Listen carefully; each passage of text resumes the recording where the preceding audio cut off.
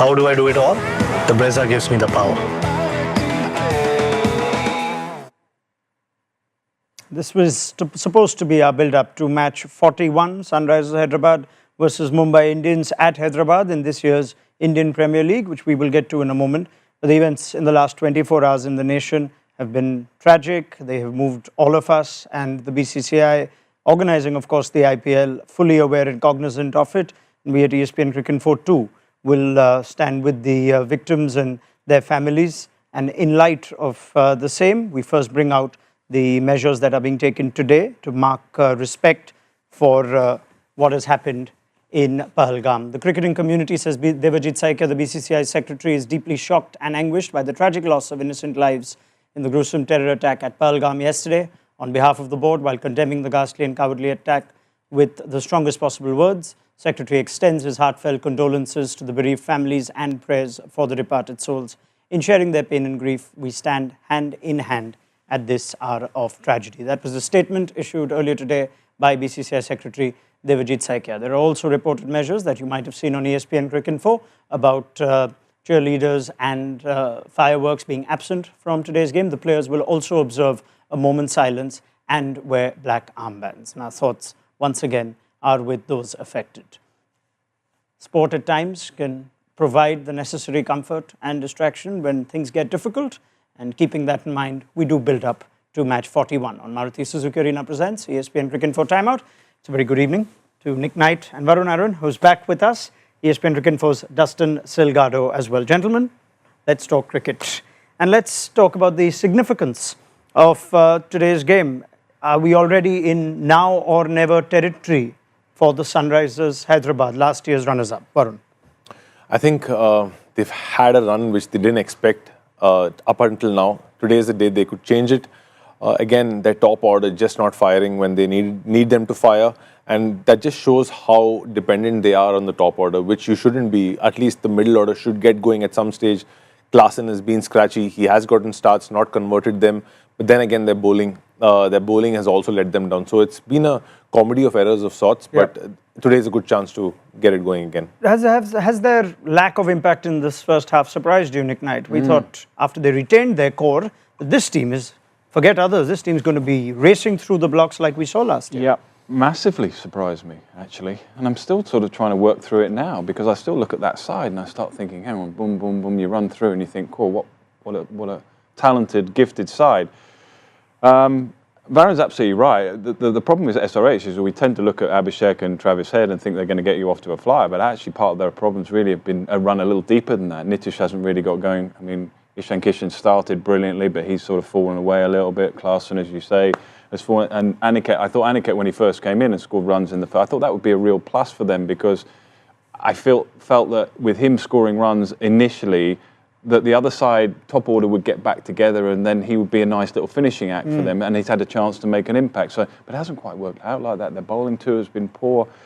But I'm still sitting here excited that we're still going to have a good game and we still could have a really good match here. Yeah, and because I can also tell you that the surface is going to be the same as the high-scoring one against Punjab, with that record 2-4-6 chase, as well as the opening game for both teams when when Rajasthan played here. Again, very high-scoring game. Is there more to this, Dustin, that meets the eye? Because this is another toss that has gone Hardik Pandya's way and the Sunrisers will be batting first. Yeah, they've only won 2 tosses so far and they chose to bat once, chose to field once. They actually lost both the games that they won the toss in, but they've definitely been unlucky with the toss. There's been other conversations about how the batters have been a bit unlucky. They've had a higher ratio of wickets to false shots than the other teams. So yeah, I mean, it's a bit, but they've won both the games on this pitch and that's been a big talking point. So I mean, maybe this could be the day if it's the same pitch and plays the same way. Yeah, I mean, this is supposed to be a surface that gives us runs. We've seen that in the 2 previous games that I just mentioned. But we're at an interesting point in perhaps the Sunrisers dugout and what they might be thinking of this. I remember Matt Roller saying after a couple of their defeats that they'll probably come back even harder, not measure their approach like we've been trying to work out on this panel. And that's exactly what they did in the game against Punjab. Now this brings us to a point where what if this season, which is pretty much on the line, demands that the Sunrisers stick to a brand that has actually been forged into the identity of this team, regardless of results, that we'll keep playing this way, this is the team we got, or, and even if it's at the cost of this season, we'll keep playing this way, sooner or later we'll win. And of course, baseball comes to mind and the impact of it, but do you sense they're in that sort of stage now, thinking about how their game is going? Look, they can't second guess themselves now. And when we talk about baseball, or even the style of cricket SRH is playing, it's given them results last year. They came back last year after being 8th and 10th in the previous 2 years, which was not a great result, to playing the finals last year. So that has given them results. It's not worked out this year. But then again, if you see last year, the guys who performed for them, Abhishek Sharma had a blitz out of nowhere. Previous to that, his record wasn't the best. Travis Head, again, didn't have the best record in the IPL. Pat Cummins, up until then, didn't have a great IPL ever. So a lot of the guys last year had their best IPLs. Okay, so coming back from your best IPL and trying to replicate that can never be easy. So people must be mindful of that, number one. And number two, they've obviously had their best IPL. A lot of players playing a certain way. They wanted to bring it this year. They wanted to bring the same kind of pattern this year, and it hasn't worked out. But they can't second guess themselves at this point. Would you agree with that? That their style of play cannot be second guessed, even if it comes at the cost of one season? No, I do agree with that. However, there are moments in games where you just have to adapt to the conditions. It's one of my sayings. You've got to still read the conditions. I have no problem with them trying to play in that manner. And it suits the resources they have. It suits them down to the ground. So keep doing it. But if you lose 2 or 3 quick wickets, and if it doesn't quite work out for you, just reassess quickly. Just maybe eat up 8 balls, 10 balls, and get yourself going again, rather than we have to play like this at all costs throughout the whole of the innings. So there'll be moments where you just have to react a little bit better. What's unusual about SRH, so many of their players are out of their best form. Normally, we've played in cricket teams where inevitably you're going to have 1 or 2 that are perhaps not, but 6 or 7 are covering it a little bit. But so many of their key players are below their best level at the moment. That's what's hurting them. Yeah, Nick, to that, I must add that they don't have a KL Rahul. They don't have... the senior Indian player. Yes. They don't have somebody who can absorb pressure, consolidate the innings, and then explode towards the end. They don't have a single player in the middle order who can do that. But they should do. Raunak, Nitish Kumar, can he not do that? Again, his last IPL was the first time he had a great IPL. But he's an established... He's a good player. He's a good player. But he's never performed that role. So I completely agree with you. Like, the best teams at the moment, all the teams who are sitting at the top of the table are doing exactly what you're saying. But they have the batsmen who can do that. Sadly, they have picked a team without batsmen who can actually be consolidators of innings, can absorb pressure and then explode towards the end.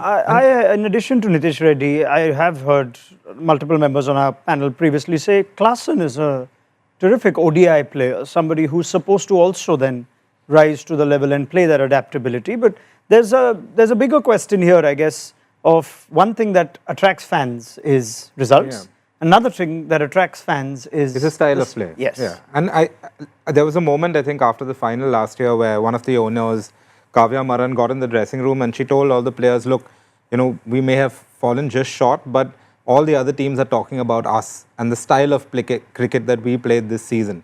So they're obviously very proud of, being that team that everyone knows is most likely to score 300 plus. How much is that a conversation that happens, Varun, in the dressing room? Or, are you told that, okay, listen, this franchise, because, for example, it happens with football clubs where there are some football clubs where you're supposed to play attacking football and they always have to play that way regardless of results. Is that a conversation that happens in the IPL as well, where certain team owners or teams say, no, this is the brand of cricket we want to play, and that, comes almost at the same level as sort of results? Like, we have to get the results this way. See, I think the only team in the IPL who has reached that kind of a level would be RCB, when in the AB and Chris Gayle years, when they're playing a certain style of cricket, even if they didn't win the trophy, the fans are still really happy.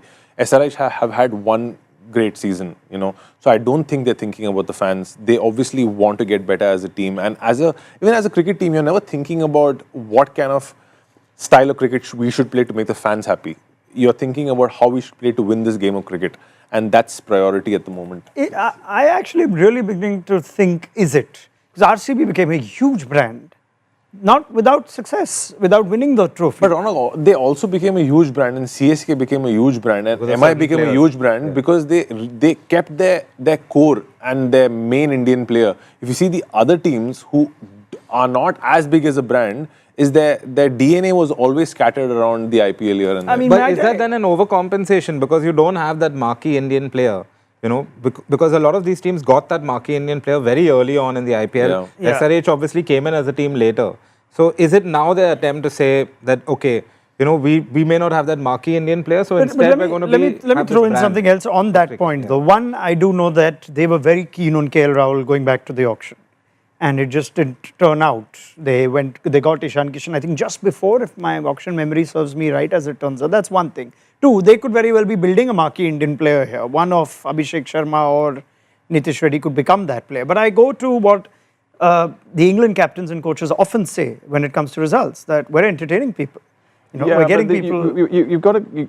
Everyone's getting a little confused here because it's not about entertainment; it's about winning. Exactly. It's about winning. But what people confuse themselves a little bit with Bazball's winning, by the way. Yeah. The first 12 Test matches under Bazball, they won 10.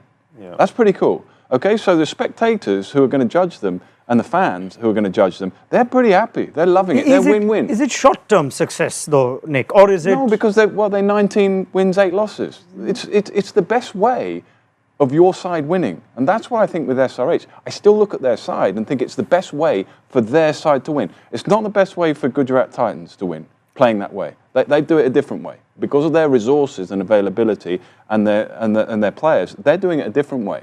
They're slightly more circumspect. They're batting 20 overs. Is the absence of a WTC final not countering that point, or do you sense that's not necessarily a priority? If they did lose in India, and that's the big question we ask. That is it a viable format? Is it a viable style of play, even if the odd results don't go your way? Yeah, but you're refining. You're constantly looking to refine a method, and that's where England are going with Bazball. We shouldn't really veer off too much on that, but it's relevant, I suppose, because of SRH. But SRH had a tremendous amount of success last year playing that way. I don't think it's a brand. I don't think they're trying to live up to a brand. I think they realise that this is the best way to get the best out of their players. It's also the home ground, right? Sorry. Like, I mean, Hyderabad is the highest scoring ground in the IPL. I mean, SRH are one of the reasons for that, but it's also a high scoring ground. And just like Chennai had a particular style of play that suits their home ground, maybe it's just that they realize that, okay, on this ground, this is the way to play, and we're going to focus on home form more than anything. But I think the best person to answer this is actually Raunak, because he's an Arsenal fan, okay? and Arsenal plays a really attractive style of football, but they don't win trophies. So as a fan, do you want them to play that style, or do you want them to win trophies? Haven't won trophies in a while is different. I take your point entirely. Yeah. And actually, as we talk about the current Arsenal side, the one thing that happened over Mikel Arteta's time was a balance endeavour to be struck. While they still try and play a certain brand of football, I think the whole game has changed. And we've seen that across European football and even international football to a large degree, about ball control and passing it sideways, as against the flamboyant style that made many of us football fans growing up. So I'm torn in this. I think what they will have is a little more shelf life because of last year. And over a big auction at times does the settled teams the biggest disadvantage or disservice. They would have loved for last year to carry on with a similar squad with just a few reinforcements. But when the whole auction is reset, you have teams like Punjab and RCB looking stronger than they were last year. MI is always strong. So there's all those things. I think the true test of this will be in a couple of years if they find that kind of player like KL Rahul. Can they develop that player, or can they find him from somewhere else? You look at RCB's top three. You have Virat Kohli, Phil Salt, and you have Patidar. All right. Yeah. So you have a little aggression. You have a lot of aggression, and then you have somebody to offset it. I'm with but you, they've Varun. gone with 3 rocks or diamonds kind of players. My point is that teams that had retained 75 crore worth of players went into the auction with a significant disadvantage. Yeah. And those teams were KKR, SRH, MI, all 3 of whom started this season poorly. Rajasthan. And Rajasthan. Yeah. So the 4 teams that actually retained that core. So if this year's big auction has taught us something, it is that perhaps the retention of the core is not necessarily as advantageous as perhaps other things. Unless you're MI, where you still have 4 of those 5 players who are 10-year players. Can I keep it really simple? That side, on paper, is more than capable of producing a hell of a lot more than it's produced. Agreed. The danger is when a side's not doing well, you start thinking, well, they need him, or he's a better player than him. You need to bring him in. They've got some very fine players who are underperforming. Simple as. And Also, if you're talking about team building, you have to remember that there's 2 more years in the cycle left. And there'll be, I'm sure, an additional amount of purse that teams will be given every year the purse increases a little bit, right? So now you're going to retain these players for those same amounts, but there will be some extra money to spend in the next 2 But auctions. Raunak, we're not talking about the bowlers at all. I was going to come to that next. See, the entire conversation is only revolving around SRH's batsmen, but the guys who are going to win you games are the bowlers. And last year, if you see, not a single of their top 5 bowlers had an economy of below 9 in the whole But tournament. that's understandable with the venue. Correct. Exactly. That's what I'm coming to. So when you have a high-scoring venue like that, you need to pick somebody in the auction who you know can deliver Yorkers at the death. Varun, you were at the start with us, and at that time, I felt like most of our pundits believed that Shami and Harshal were upgrades to the bowling that they had last year in Natarajan and Bhuvi. Now, I think halfway through, we're thinking maybe not. Now, Natarajan's not been fit, but they would have loved a Bhuvaneshwar Kumar ahead of A Mohammad fit Shami would have been an upgrade. Right. A fit Shami. But Shami is not hitting his straps. He's just come off a long injury layoff. And it's not easy, like we spoke about Jofra Archer, it's not easy to come back and I do deliver. still think the way that this season has gone for them, it's not like they've had par or above par scores being chased by the opposition. But bowling-wise, they have been the worst team in every phase. I'm coming to it, but in about 4 of their losses, I think the game's been done because they've had a complete meltdown with the bat. They've gone too hard and they've got severely under par scores. So I don't know how much we can really go after their bowlers. If you give The bowlers have underperformed. I'm going to put my hand up here. When I saw the sides right at the start of the competition, we all get asked who's going to win, who's going to get in the playoffs. I was like, oh my God, have you seen SRH's team? Yeah. From top to bottom. Cummins, Ahmed Shami. I'm like, that's my team. That almost got no hole in it. I'm thinking Klaassen, cool, yeah, he's going to score runs in the middle. Ishan Kishan's going to be, wanting to prove a point. What a great move that is. I'm thinking Zampa, great signing. Zampa, they've got leg spin. They've got every base covered, and yet they're still not hitting their straps. Why? I don't think you need to start looking elsewhere at other players. Look at the players themselves. They've underperformed, and you've got to get them to perform a whole lot better. It's as simple as that. Okay, fair enough. Lots of opinions shared. I mean, I still want to see the kind of game where RCB the Chinnaswamy, where they had a really good score and it was chased down. That I don't think has yet happened to Sunrisers. Raunak, Rahul Chahar should be playing. He should be a Let's find starter. out. Okay, and I'm not saying this because he's just bowled 1 over till now. I'm not saying it because of that. But he should have started before Zishan. Yeah, Zishan has performed decently well and stuff like that. But Rahul Chahar has delivered for IPL teams throughout seasons, and obviously they're missing Zampa because of an injury. Yeah, that's he's a big out of miss. the tournament You now. need experience. In bowling, you need experience. Okay, let's see if that's been called upon today as Hardik Pandya has put the Sunrisers in. Mohammad Shami is actually on the impact bench. This is the batting first 11, but we also have, I think I've heard that Shami's also just carrying a bit of a niggle. So we'll find out if that is indeed something that's in play. But Jaydev Unadkat has been named in this team. Otherwise, it's the same side that went down to the Mumbai Indians in the Wankhede rather timid fashion about a week or so back. That is the Sunrisers team. There is no Rahul Chahar just yet. He could be brought on as an impact sub unless they bring in Shami. Varun? See, again, it's very one-dimensional. If you imagine this team bowling in the death, Pat Cummins, Harshar Patel and Unadkat are going to bowl only slow balls. Now, as a batsman, for you to set up for only slow balls, I mean, I'm not saying they're only going to bowl slow balls, but their plans will revolve around slow balls. We all know that. So you need somebody who can come and bowl a quick bouncer. What do you made of Ishan Malinga? Is he that type of bowler? Yeah, but he's not a Bumrah. He's not. There's no other Bumrah. No. What I'm trying to say is, he's still under pressure. Yeah. He's still starting off in the IPL. Yeah, he's not absolutely. a seasoned campaigner. He's not a Bravo. He's not a Bumrah. You need one of those guys. You need a Bhuvi, They let go of Bhuvi. Bhuvi didn't perform for just one season. I like it. I want to bring in a detailed discussion on Yorkers, which Dustin has done a lot of homework for. So let's not take his thunder away. Let's look at the Sunrisers team the Mumbai Indians team and get Nick's views as well. Vignesh Puthur, the left-arm wristy, who has been absent for the last few games, but makes it here. Ashwini Kumar, the left-arm seamer, misses out. We just expect Rohit Sharma to pop in for the batting side once the bowling duties have been completed. But they've gone for a left-arm wristy on what we believe is of course, the flattest pitch Hyderabad has to offer. Nick. And to me, that makes sense. You need a point of difference. You don't want someone that the bowlers can, or the batters rather, can just hit through the line and hit through fours and sixes. You want someone that might just add a little bit of mystery, a bit of concern. Which ball is it? A little bit of that, and then the late decision because you're not sure. Something a little bit unorthodox works on flat pitches. I've said it many times, Raunak, in this room here. Yeah. When you're picking your side for bowlers, I want express pace, who can knock me there and knock me there, and I want a wrist spinner, an unorthodox wrist spinner. That's my starting point. That's why I like Kuldeep and Mitchell Stark. That's why I like Delhi, because they've got that starting point. Pick him. If it's a little bit different, it can confuse players, can make a difference. You would have picked both these two every time. Dustin's very fine wrist Also, spinner. Puzur, in a biggish ground, a slow left-arm wrist spinner is a good option because we know he's not going to fire it in quick. He's going to give it air no matter what, and that's a good option in this ground. A wicket-taking option. To see The only how problem for them quickly is Will Jacks. I don't know where he fits in at the moment.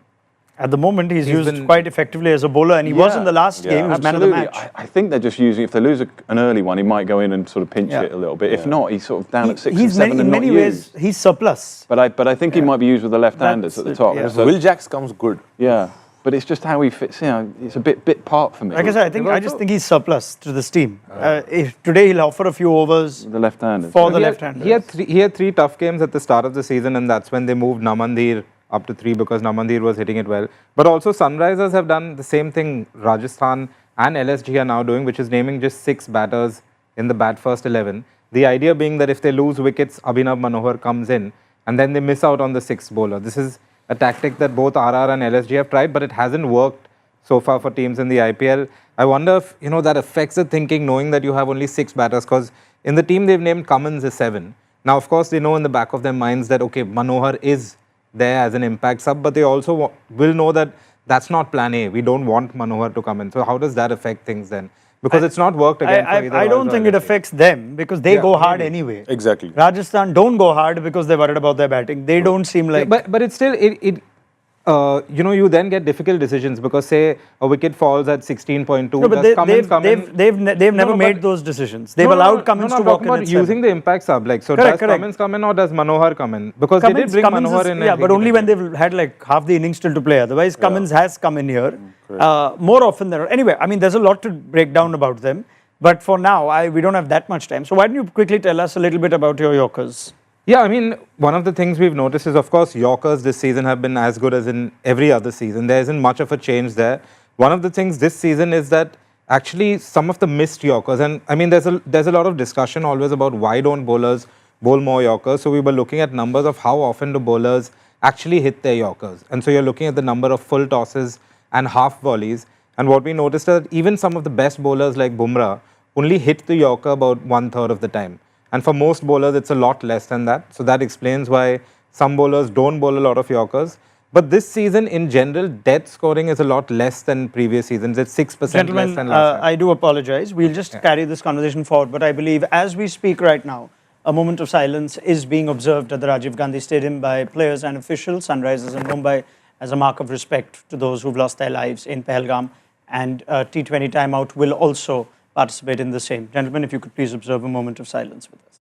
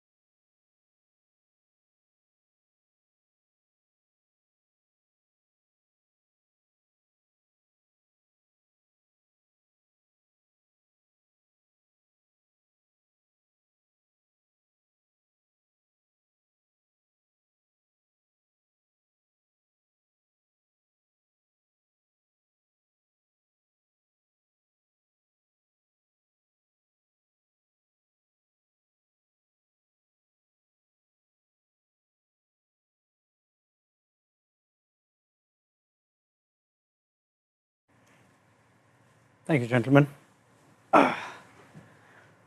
We could resume that conversation just to wrap it up? One of the things that's kind of different this season is that the full tosses and the full balls are actually not going for as many runs. And maybe that's because this is just a theory. It could be because there's a little bit more reverse maybe, because you can use saliva this year as opposed to last year. There's been a bit less dew. For example, I think Bumrah, even his full tosses are going at only about 7 or 8 and over.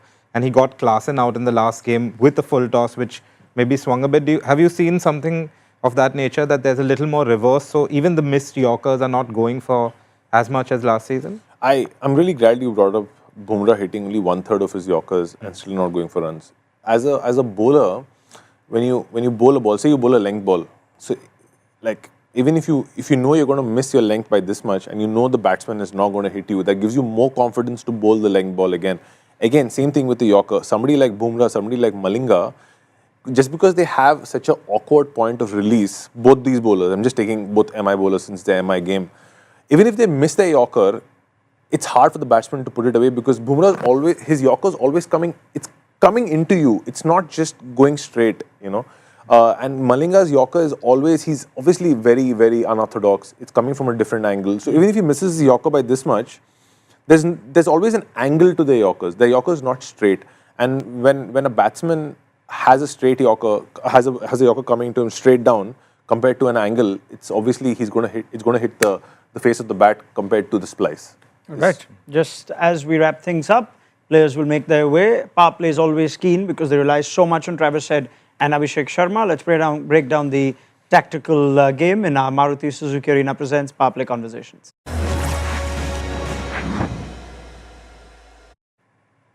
Now, we brought up a stat in the last game, the reverse fixture SRH MI at Wankhede, where if these two bat beyond the power play, they win 80% of their games or so. That's changed. That's gone down.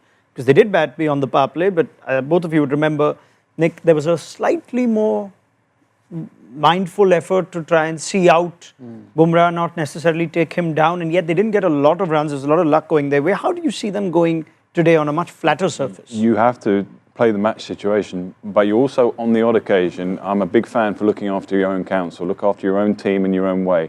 But when you play against MI and you play against Bumrah, I'm afraid you just have to put that in the pot. You just have to say his overs are maybe going to be a little bit more tricky. Do you know what I would do? I would open the bowling. First ball of the game, I'd go Bumrah. Right? 100%. I'd go Bumrah. Yeah. Try and knock out one of those lefties straight away. Yeah. And if it doesn't work, then you just hold him back and you can bowl him for a couple more later on. I would be incisive and I'd say he's the best bowler in the world. Give the best bowler in the world the new ball and try and knock over two outstanding left-handers and set the game up. Would you go with that? Because they have two swing bowlers who sometimes go out of the game, Bolt and Deepak Chair, if you don't give them the new ball. They can start second and third over, but one over Bumrah, if he gets one or two guys out, which he very well could, it's game over right there and then. I think even RCB, I don't want to deviate from today's game, but RCB don't use Hazelwood up top. I think he would, if he bowls the first or second over, they would get better returns as well. I really think Bumrah should bowl the first over. I can let you know that Deepak Chair has the new ball in hand and probably Trent Bolt is coming next. Let's quickly get a first innings prediction from the three of you. This is high scoring ground, as we've mentioned before. Dustin, kick us off. I'll go 194. Oh, low bowling it. 210 today. That's not bad. I'm going higher, 230. 230. Perhaps this is the game for the Sunrisers. I'm hoping so. Yeah, I would think I'm hoping it's a good game. That's right. Yeah. Well, the tournament is due one, certainly for Nick. Yeah, 240. Let's go 240. Gentlemen, thank you very much. And let's pick up the conversation at the end of the SRH innings on Maruti Suzuki Arena presents ESPN Cricket for Timeout.